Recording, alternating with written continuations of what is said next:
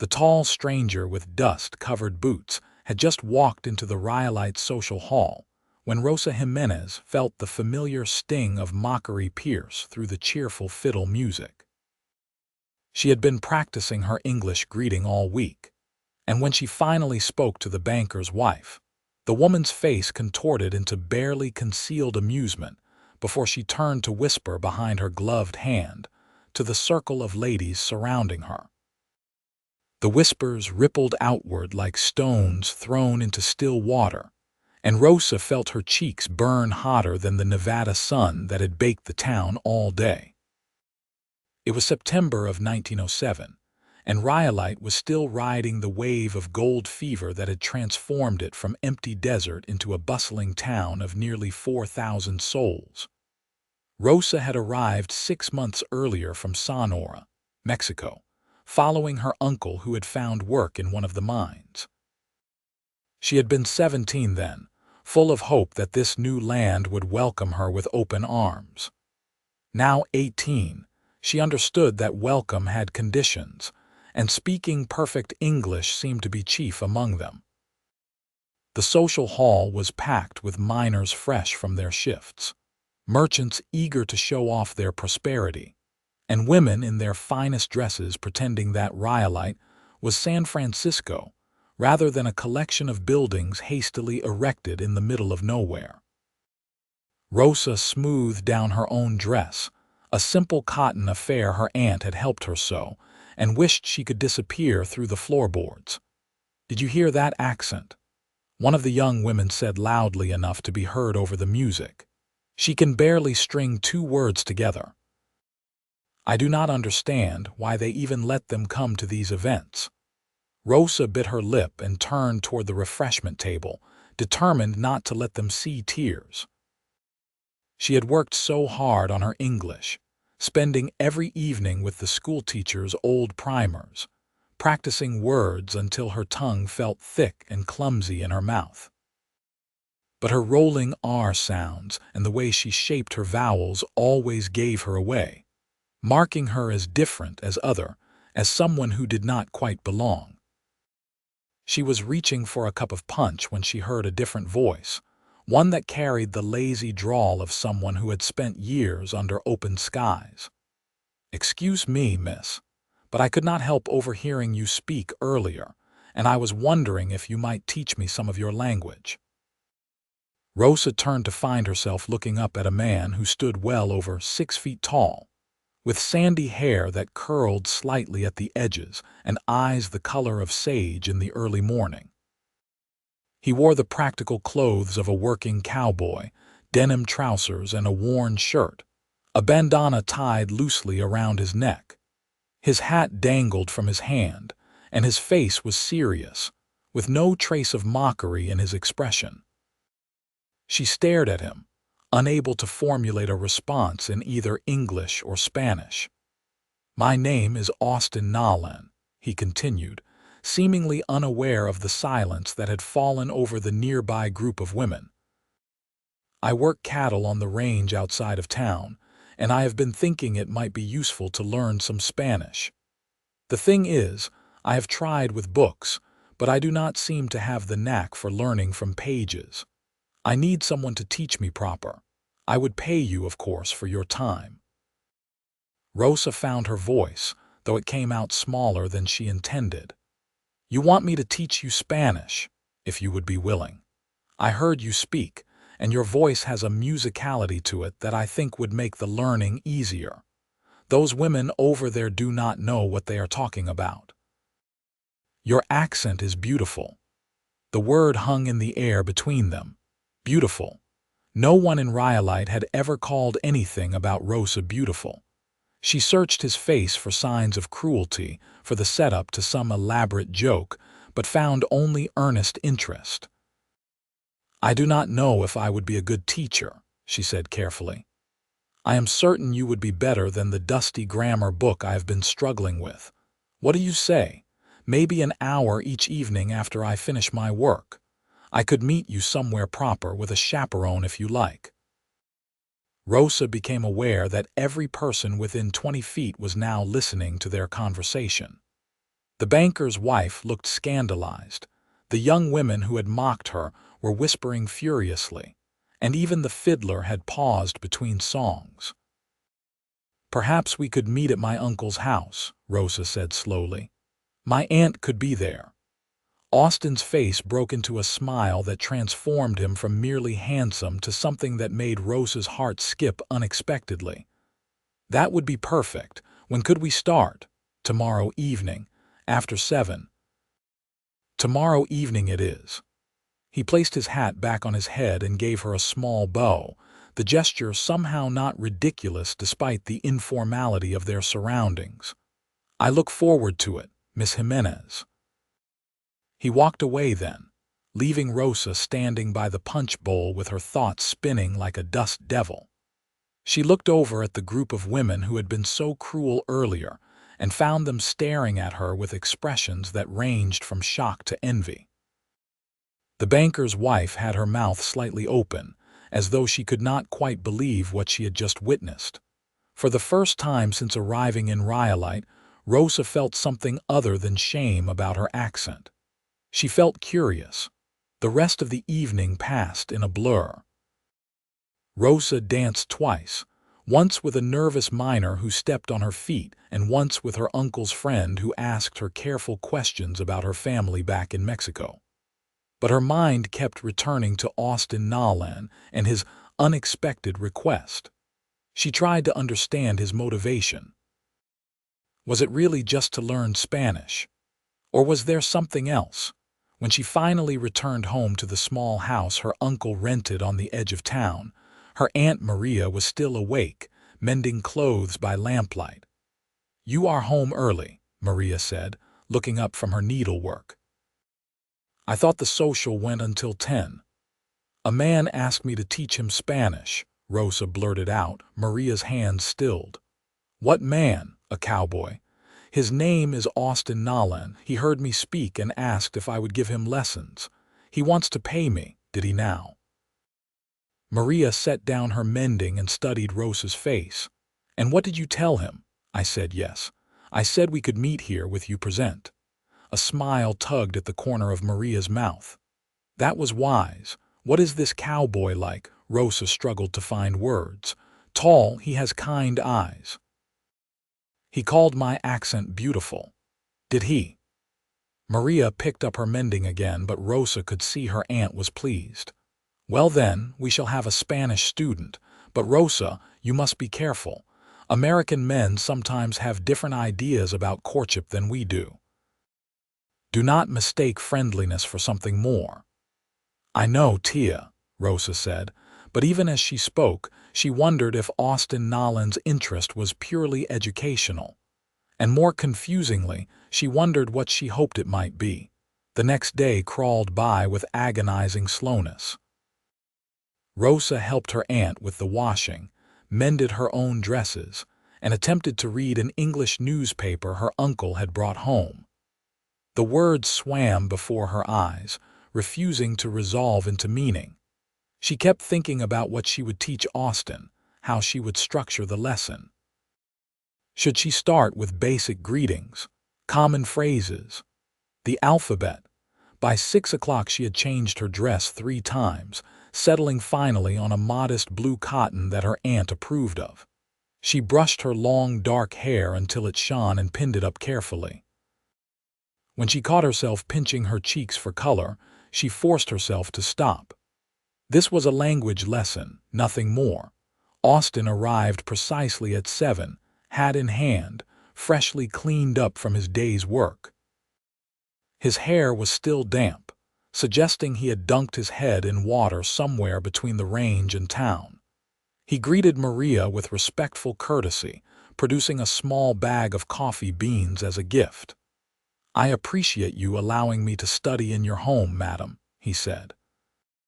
"I promise to be a diligent student and to keep proper hours." Maria accepted the coffee with a nod, her sharp eyes assessing him. "You may sit at the table. I will be here with my sewing. Rosa, you may begin." They sat across from each other at the worn wooden table, a lamp between them casting warm light. Rosa had prepared a slate and some chalk, along with a piece of paper where she had written out the Spanish alphabet. "I thought we should start with sounds," she said, then immediately worried her English was too simple, too broken. But Austin just nodded eagerly. "That makes sense. Show me how the letters sound different from English." She began with the vowels, demonstrating how Spanish vowels were pure and consistent, unlike the chaos of English pronunciation. Austin listened intently, watching her mouth form the shapes, then attempting to mimic them. His first tries were clumsy, his tongue clearly more accustomed to English patterns, but he laughed at his own mistakes without embarrassment. "No, no," Rosa said, smiling despite herself. "The it is like this, not I." "Ah," Austin repeated, and this time it was closer. They worked through the alphabet, then moved to simple words. Casa, caballo, agua, sal, luna. Austin proved to be exactly what he claimed, someone who struggled with books but excelled with a living teacher. He asked her to repeat words multiple times, paid attention to the subtle differences in pronunciation, and practiced diligently. "You are learning quickly," Rosa told him after an hour had passed. "I have a good teacher," he replied, and the warmth in his voice made her look away. Over the following weeks, their evening lessons became a fixed point in Rosa's days. Austin arrived promptly each evening, often bringing small gifts for Maria, coffee or sugar, or once a beautiful piece of ribbon. He was unfailingly polite, but Rosa began to notice other things too. The way his eyes lit up when she answered the door, how he found excuses to make her laugh, the careful way he pronounced new words, as though her good opinion mattered enormously. They progressed from simple vocabulary to basic sentences, then to conversations. Austin's natural ear for language served him well, and soon they were conducting entire portions of their lessons in Spanish. He told her about his life on the range, about the cattle he tended, and the vast emptiness of the desert he had grown to love. Rosa found herself sharing stories of Sonora, of the mountains and the rivers, of her family's small farm and the drought that had driven them north. "Why did you come to Rhyolite?" she asked him one evening in October, when the desert air had taken on a cooler edge. They had been working together for over a month, and the formal distance of their early lessons had given way to something more comfortable, more friendly. "Needed work," Austin said in Spanish, then switched back to English. "I was working cattle down in Arizona, but the ranch was sold. I heard Rhyolite needed men who could handle horses and cattle both, for transporting supplies and such. The pay is decent, and I had no reason to stay where I was." "Do you have family?" Rosa asked. Something flickered across Austin's face, there and gone so quickly she almost missed it. "Had. Parents died of influenza when I was 16. My sister married and moved to California. We write sometimes, but it has been 3 years since I have seen her." "I am sorry," Rosa said softly. "It is the way of things. People die, people move on. You learn to be self-sufficient." He smiled, but it did not quite reach his eyes. "That is one reason I wanted to learn Spanish. Figured it would be useful, help me talk to more people. A man alone needs to be able to communicate." Rosa understood loneliness. She had felt it every day since arriving in Rhyolite, the sense of being cut off from everything familiar. But sitting here with Austin, teaching him words that had been her first language, she felt less alone than she had in months. "You have a gift for languages," she told him. "Your accent is becoming very good, only because I am imitating the best." He said it lightly, but his eyes held hers for a moment longer than necessary. Maria cleared her throat from her corner. "It is getting late." Austin stood immediately. "Of course. Forgive me, I lose track of time." He turned to Rosa. "Same time tomorrow." "Yes, tomorrow we will work on past tense." After he left, Maria gave Rosa a long look. That young man is not here only for Spanish lessons. Tia, do not start. I am simply observing. He looks at you like you are water and he has been crossing the desert for days. Rosa felt heat rise to her cheeks. We are student and teacher, nothing more. For now, Maria said, returning to her sewing with a knowing smile, but Rosa lay awake that night, thinking about Austin's words. A man alone needs to be able to communicate. She wondered if he really was as alone as he seemed, or if perhaps he was looking for something more than just language lessons. And more troublingly, she wondered what she would do if he was. The answer came sooner than she expected. It was a Saturday evening in late October when Austin arrived for his lesson carrying a basket covered with a cloth. He looked nervous, shifting his weight from foot to foot. I thought, since the weather is so fine, perhaps we might have our lesson outside today, he said. I brought some food. We could go to that spot by the big rock formation just outside town. It would still be proper, your aunt could come along. Maria looked up from where she was preparing dinner. I have too much work here, but Rosa's uncle will be home within the hour. You could go if you stay in sight of the road and return before dark. Rosa's heart hammered in her chest. This was different from their usual lessons, more intimate despite the open air and public location. But she found herself nodding. They walked through Rhyolite's dusty streets as the sun began its descent toward the distant mountains. The town was smaller than it had been just months ago. The gold deposits were not proving as rich as hoped, and already some people were leaving. Empty buildings dotted the streets, windows dark and doors locked. It gave the whole place a feeling of impermanence, as though it might all blow away in the next strong wind. The rock formation Austin led her to was a tumble of ancient stone about 15 minutes from town, close enough to be respectable but far enough to feel private. He spread a blanket on the ground and unpacked his basket. Bread, cheese, some dried fruit, and a canteen of water. This is nice, Rosa said, settling onto the blanket. I wanted to thank you properly for all your teaching. I know I pay you, but it has meant more to me than just learning words. Austin sat down across from her, the basket between them. These past weeks, coming to your home, talking with you, it has been the best part of my days. Rosa's breath caught. For me also. Rosa. He said her name carefully, getting the rolling R just right. I need to tell you something, and I want to say it in Spanish so you know I mean it. So you know I have been paying attention to more than just vocabulary. He took a breath, then began speaking in slow but clear Spanish. From the first moment I saw you at the social, I thought you were the most beautiful woman I had ever seen. When I heard those women mocking you, I felt angry. You were brave to be there, brave to speak English even though you knew people might judge you. I asked about the language lessons because I wanted a reason to know you. I wanted to understand the words you think in, the language of your heart. These weeks with you have been precious to me. I am falling in love with you, Rosa Jimenez, and I needed you to know. The desert stretched around them, vast and ancient and indifferent, but in that moment, Rosa felt as though the entire world had contracted to just the two of them on this blanket, with the setting sun painting everything gold. I do not know what to say, she whispered. You do not have to say anything. I just needed to tell you.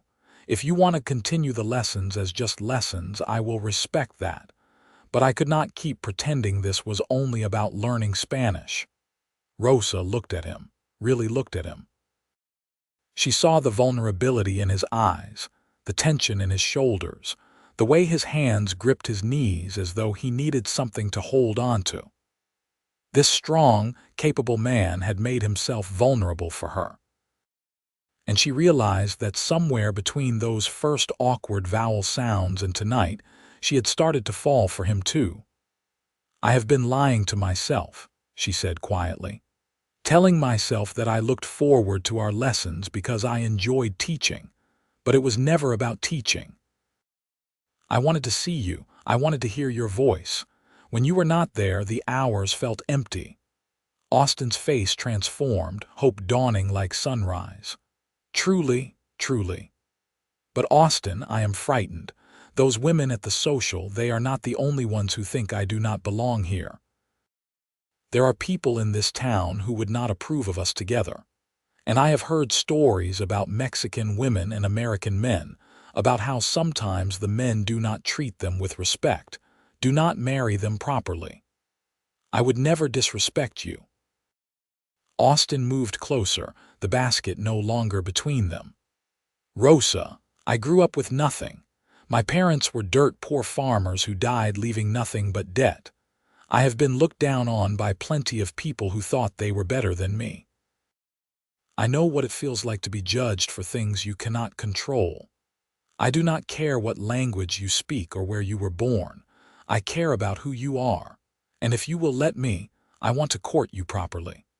I want everyone in this town to know that you are with me and that I am proud of it. Rosa felt tears prick her eyes. You are certain? I have never been more certain of anything. She reached out and took his hand, feeling the calluses from rope and reins, the strength in his fingers. Then yes, I want that too. He smiled, that transformative smile that made her heart race, and lifted her hand to his lips.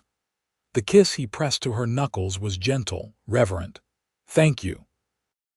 They sat together as the sun set, talking now in a mixture of Spanish and English, planning how they would tell her uncle and aunt, laughing about the shock on the banker's wife's face when she learned they were courting.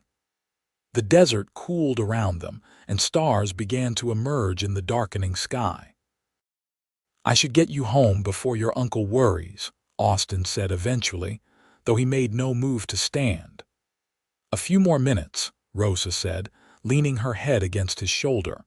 He wrapped an arm around her, and they sat in comfortable silence, watching the night settle over Nevada.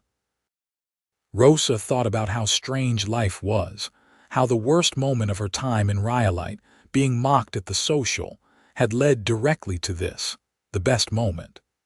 How pain and joy were sometimes separated by the thinnest of margins.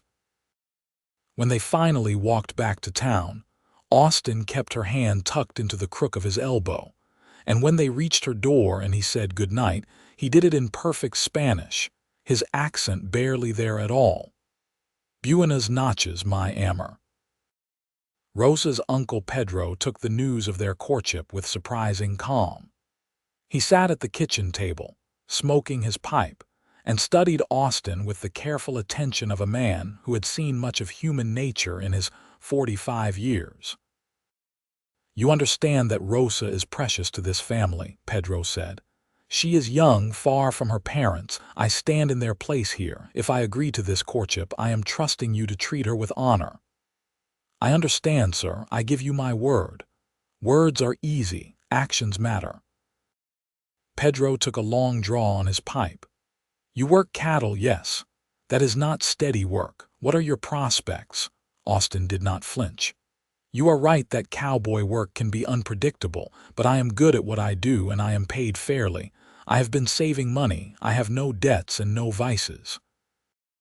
If things continue well between Rosa and me, I would want to marry her properly with your blessing.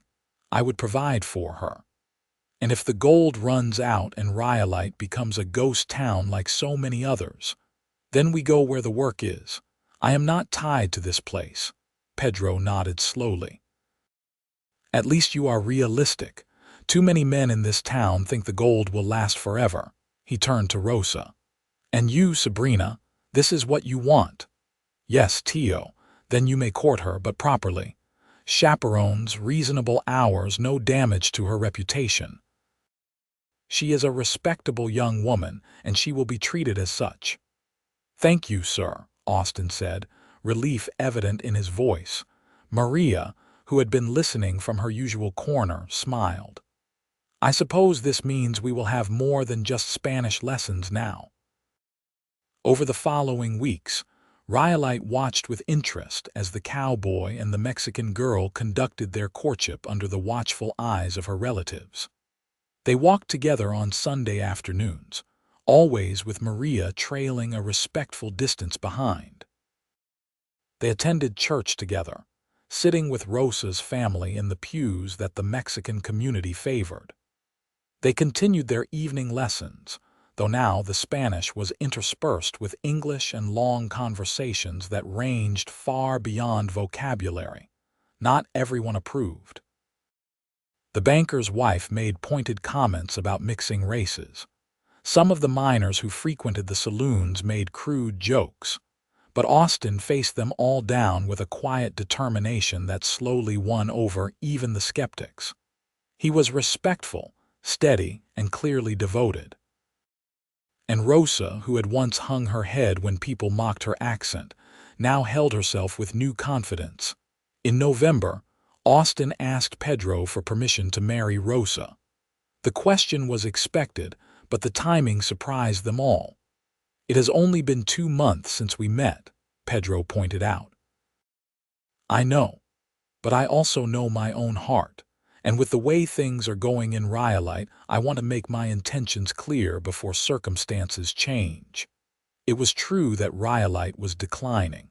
The population had dropped below 3,000. Some of the bigger mining operations were shutting down. There was talk that the railroad might reduce service. "Where would you take her?" Pedro asked. "I have been thinking about that.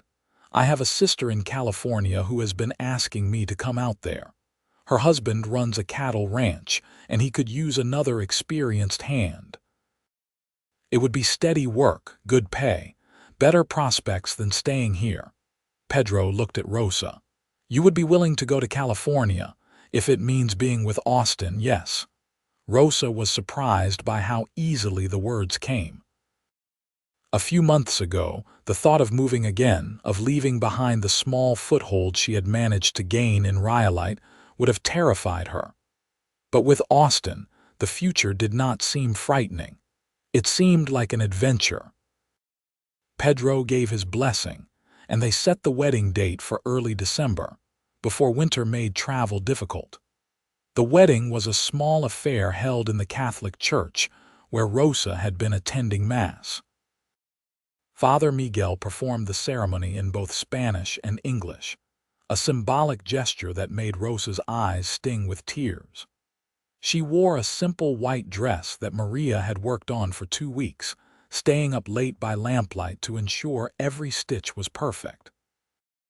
Austin wore a new suit he had purchased specially for the occasion, looking uncomfortable in the formal clothes, but handsome nonetheless. The congregation was a mix of Mexican families who had befriended Rosa, and a surprising number of cowboys and miners who knew Austin. Even a few of the townswomen who had once snubbed Rosa came, curiosity overcoming prejudice. The banker's wife was notably absent. When Father Miguel pronounced them man and wife, Austin kissed Rosa with a tenderness that made her forget everyone watching. And when they walked back down the aisle together, hand in hand, Rosa felt that she had finally found the welcome she had been seeking when she first came to Nevada. It had just come in a different form than she expected. The reception was held at Pedro's house, with food prepared by Maria and several other women from the Mexican community. There was music, guitar and violin, and dancing in the small yard. Austin proved surprisingly adept at the dance steps Rosa tried to teach him, earning applause from the guests. "You have been practicing," she accused him, laughing as he spun her. "Maybe a little. I wanted to do you proud." As the sun set and the party continued around them, Austin pulled Rosa aside. "I have something for you." He produced a small package wrapped in brown paper. Inside was a beautiful leather-bound journal and a fountain pen. "For writing," he said. "I know you miss your family in Sonora.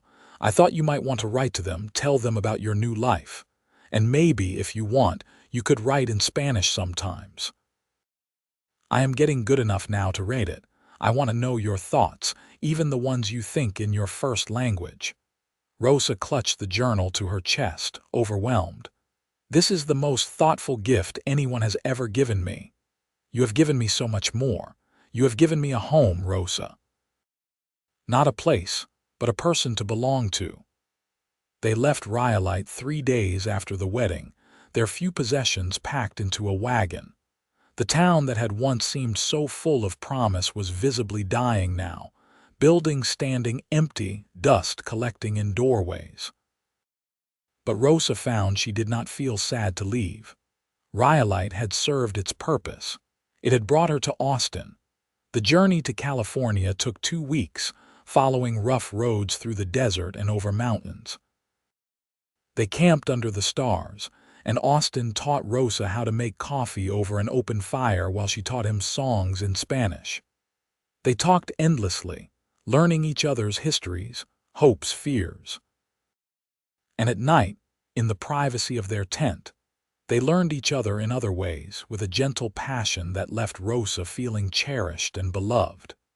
When they finally reached the ranch in Central California, where Austin's sister lived, Rosa was nervous about meeting his family. But Sarah Nolan Brennan turned out to be a warmer, rounder version of her brother, with the same sage-colored eyes and easy smile. "Thank God," Sarah said when she met Rosa. "I was worried Austin would end up alone forever, too stubborn to admit he needed someone. You must be something special to have caught him." "She is," Austin said simply, his arm around Rosa's waist. The Brennan Ranch was several thousand acres of rolling hills and oak trees, running cattle and horses both. Sarah's husband James was a quiet man with sun-weathered skin and a firm handshake. He put Austin to work immediately, and it was clear within days that Austin's skills were exactly what the ranch needed. They gave Austin and Rosa a small house on the edge of the property, just 2 rooms but with windows that looked out over beautiful countryside. Rosa set about making it a home, unpacking their few belongings, learning to cook on the iron stove, planting herbs in the small garden plot. She also began writing in her journal, long letters to her parents that she would send once a month, detailing her new life. She wrote about Austin, about the ranch, about how strange and wonderful it was to be a married woman.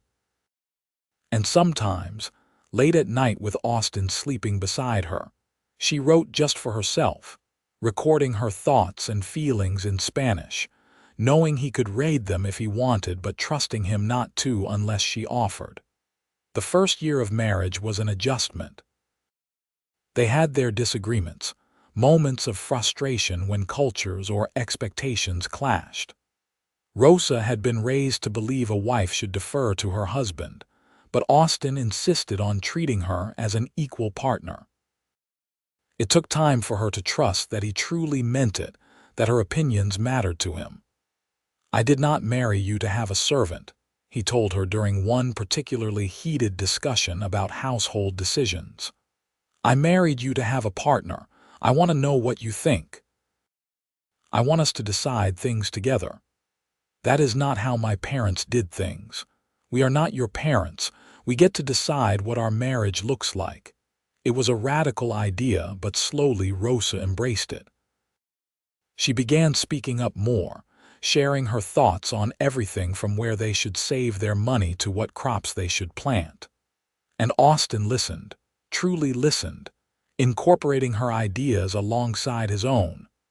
In the spring of 1909, Rosa realized she was pregnant.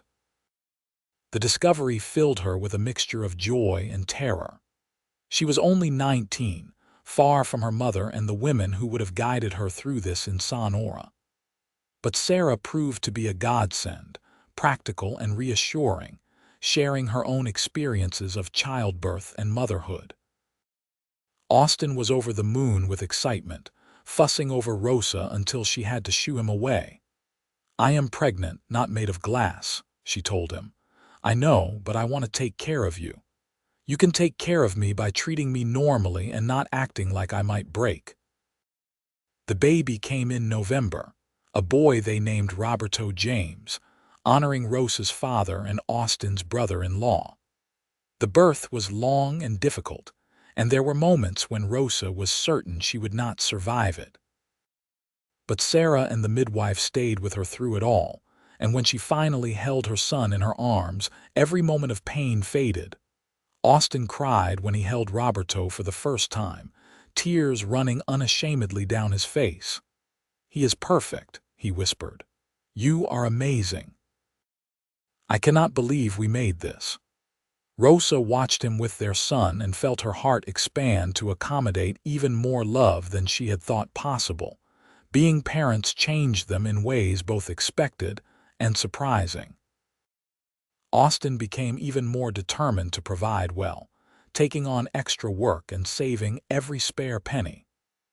Rosa discovered reserves of strength she had not known she possessed, functioning on little sleep and learning to do everything one-handed while holding a baby. But they also found joy in the smallest moments. Roberto's first smile, first laugh, the way he reached for his father when Austin came home from working cattle. The songs Rosa sang in Spanish as she rocked him to sleep. The way Austin spoke to him in both languages, determined that his son would grow up bilingual. "I want him to know both parts of himself," Austin said. "His mother's heritage and his father's. I want him to be proud of both." When Roberto was 6 months old, Rosa's parents made the long journey from Sonora to meet their grandson. It was an emotional reunion, Rosa's mother weeping as she held her daughter and then her grandson. Rosa's father, a stern man who had initially been upset about her marrying an American, softened when he saw how Austin treated his daughter. "You chose well," he told Rosa in Spanish. "This man honors you."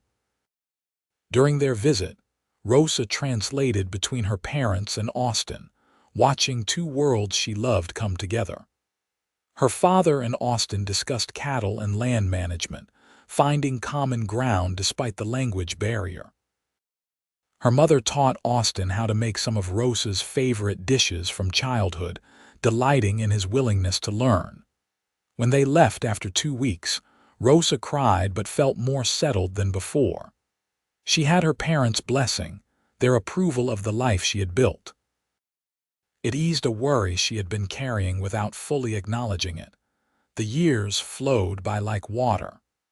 Roberto grew from baby to toddler to young boy, quick-witted and bilingual, equally comfortable with horses and books. In 1911, Rosa gave birth to another son, Miguel Austin, called Miguel by the family. 2 years after that came their only daughter, Elena Sarah, named for Austin's mother and his sister. The Brennan Ranch prospered and Austin's role in it grew. James Brennan began treating him more as a partner than an employee, giving him decision-making authority and a percentage of the profits. They were able to save money, to build a larger house, to send the children to the school in the nearby town. Rosa bloomed into her role not just as mother, but as a member of the community. She helped other immigrant families navigate the challenges of American life. She taught Spanish to anyone interested in learning. She became known for her herbal remedies and her kindness. The woman who had once been mocked for her accent was now respected and valued. But she never forgot those early days in Rhyolite, the sting of cruelty and the surprise of kindness. She told her children stories about how she and their father met, about the language lessons that became something more. "What made you fall in love with Papa?" Elena asked one evening when she was about 8 years old. Rosa considered the question carefully. "There were many things. His kindness. His strength. The way he saw me for who I was, not just where I came from. But I think what really made me fall in love was how he wanted to learn my language. It showed me he wanted to understand my world, not just bring me into his. He met me halfway." "And I am still learning," Austin said from the doorway, where he had been listening. "Your mother keeps teaching me new words." That is because you keep using Spanish words for English things, Rosa teased. You have created your own language.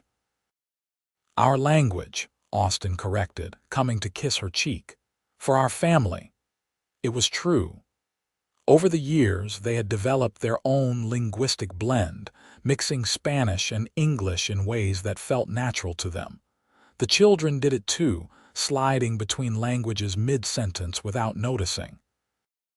It drove the school teacher crazy but delighted Sarah, who had picked up some Spanish herself from being around them so much.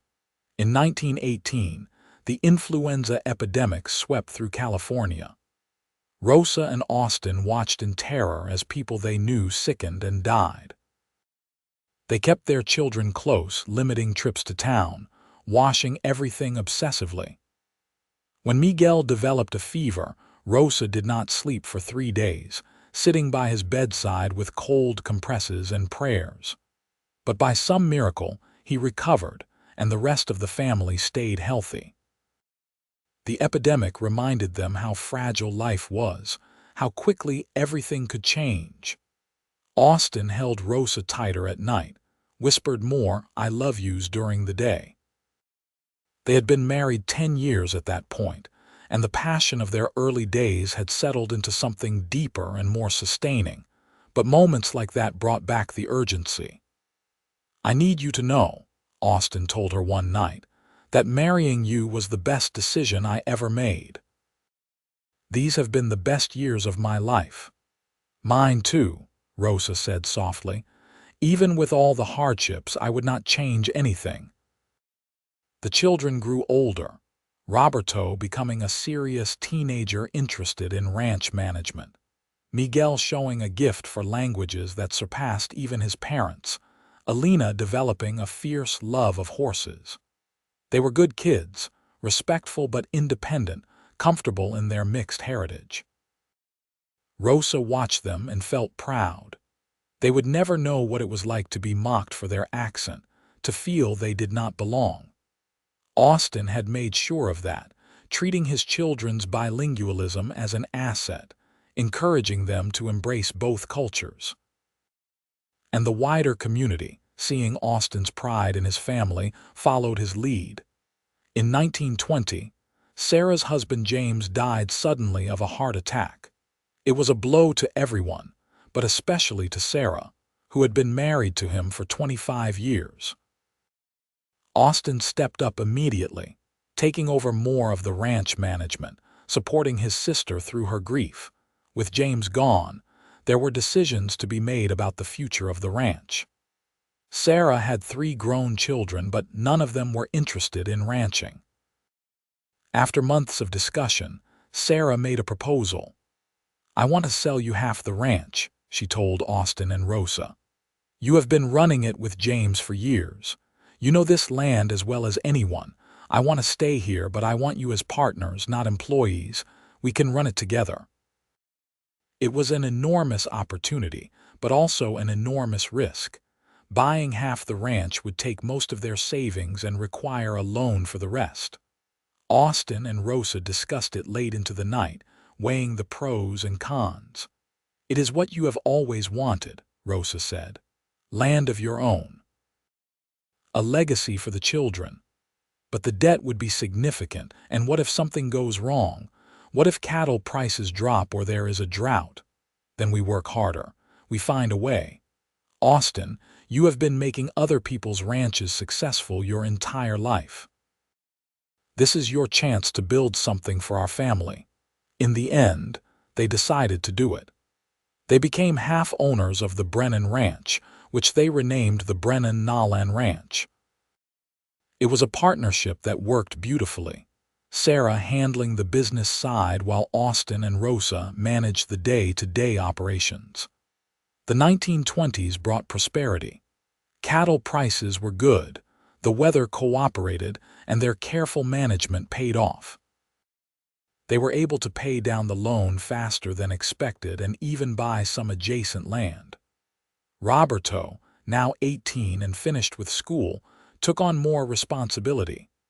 Miguel, showing no interest in ranching, went off to college to study languages. Elena, at 13, was already a better rider than most of the ranch hands. Rosa was 40 years old in 1929 when the stock market crashed. They weathered the early part of the Depression better than many, with the ranch providing food and income. But as the economy worsened, cattle prices plummeted, and they found themselves struggling to make payments on the remaining loan. Those were lean years, requiring all the resilience Rosa and Austin had built up over their marriage. They cut expenses to the bone, took on extra work, sold off some of their personal possessions. Roberto postponed his plans to start his own family. Elena stopped going to school so she could work full-time on the ranch. Miguel, graduated from college but unable to find work, came home to help. But they survived. They held onto the ranch through grit and determination and the strength of their partnership. And when the Depression finally began to ease in the mid-1930s, they were still there, still together, their family intact. "We have been through so much," Rosa said one evening, sitting on the porch of their house and watching the sunset. They were both in their late 40s now, gray threading through their hair, their hands roughened by decades of work. "We have," Austin agreed, "and we have come through it all." "Do you ever think about Rhyolite, about that social where we met, sometimes? It is strange to think that if those women had not been cruel, if I had not heard them mocking you, we might never have spoken. I might never have found the courage to approach you." "God works in mysterious ways," Rosa said. "Or fate, or luck, whatever you want to call it. I call it the best fortune I ever had." Austin took her hand, his thumb rubbing over her knuckles in a gesture so familiar it was like breathing. 22 years married, and I love you more now than I did on our wedding day. That is because you know me better now. You have seen me at my worst, and at your best, and everything in between, and I love all of it." They sat in comfortable silence as the sky turned from gold to pink to purple. Inside the house, they could hear their children, grown now but still under their roof for the moment. Roberto's laugh, Elena's voice calling something, the radio playing quietly. "We built something good," Rosa said. "Not just the ranch, the family, this life. We did. Together." In 1937, Roberto finally married a girl from town, a teacher named Catherine. They moved into their own house on the ranch property, and within a year, Rosa and Austin became grandparents to a baby girl. Elena married one of the ranch hands shortly after, a good man who loved horses as much as she did. Miguel, still teaching languages at a college in San Francisco, married a Mexican woman he met there, bringing her to the ranch for family gatherings. Rosa loved being a grandmother, spoiling her grandchildren in ways she had never been able to spoil her own children. Austin was a devoted grandfather, patient and playful, teaching the little ones to ride horses and rope calves just as he had taught their parents. As they moved into their 50s and then their 60s, they began gradually turning over more of the ranch operations to Roberto and Elena. It was a relief in some ways, the lessening of responsibility, but also bittersweet. The ranch had been their life for so long. They traveled some, taking trips they had never been able to afford when they were younger. They went to Sonora and visited Rosa's aging parents. They went to San Francisco to see Miguel. They even went back to Nevada once, curious to see what had become of Rhyolite. The town was abandoned, nothing but empty buildings and broken dreams. They walked through the ruins hand in hand, remembering the place as it had been when they met. The social hall where they had first spoken was still standing, though the roof had partially collapsed. "It feels like a lifetime ago," Rosa said. "It was. We were different people. Do you think that young cowboy who asked for Spanish lessons could have imagined this, everything we would build?" Austin considered. "I do not know if I could have imagined the details. But I knew even then that you were special. I knew I wanted whatever time with you I could get. So in that sense, yes, I knew you would change my life." They left Rhyolite that afternoon, driving back toward California and the life that awaited them there. The ghost town faded in their mirror, becoming just another piece of history, a footnote to the real story of their lives. The years continued to pass, bringing grandchildren and then great-grandchildren, celebrations and sorrows, the normal rhythms of a long life well lived. Sarah passed away in 1945, leaving her half of the ranch to her children, who immediately sold it to Roberto and Alina. The Brennan Nolan Ranch became officially the Nolan family ranch, a legacy for generations. Rosa and Austin moved into a smaller house on the property, a cottage that Sarah had lived in during her last years. It was cozy and required little maintenance, perfect for their needs. They spent their days reading, gardening, visiting with family, and simply being together. On their 50th wedding anniversary in 1959, the family threw them a huge celebration. Over 100 people came, family and friends and people whose lives they had touched over the decades. There were speeches and toasts, music and dancing. Roberto presented them with a hand-tooled leather album filled with photographs spanning 5 decades. "Speech," someone called, and the crowd took up the chant. Austin stood, pulling Rosa up with him. At 78 and 70 years old, respectively, they were both showing their age, but their hands were still steady together, their bond unshakable. "50 years ago," Austin said, his voice still strong, "I met a young woman at a social in a Nevada mining town. She was being mocked for her accent, and I thought it was the most beautiful sound I had ever heard. I asked if she would teach me Spanish, and she said yes. And in teaching me her language, she taught me how to be a better man. She taught me about resilience, about grace, about love that does not waver even when times are hard. Everything good in my life came from that one decision to speak to her." He turned to Rosa, his eyes shining. "My amor, my vida, my corazon, thank you for 50 years. Thank you for our children and grandchildren. Thank you for building this life with me. I love you more than words in any language can express." Rosa was crying, and so were half the people in the room. She stood on her tiptoes and kissed him, not caring who was watching. "I love you too," she said in Spanish. "Always and forever." The party went late into the evening, but eventually everyone went home, leaving just Rosa and Austin sitting on their porch, watching the stars emerge. 50 years, Rosa marveled. "When I was 18, I could not have imagined living this long, let alone being this happy." "We have been blessed," Austin agreed. "You remember teaching me to say I love you in English. It was one of our first lessons." Austin smiled. "I remember. You kept pronouncing love with a V sound instead of a V. And you were so patient, making me say it over and over. Because I wanted to hear you say it. Even then, even when we were pretending it was just a lesson." They sat in silence, listening to the night sounds of the ranch. Somewhere a horse whinnied.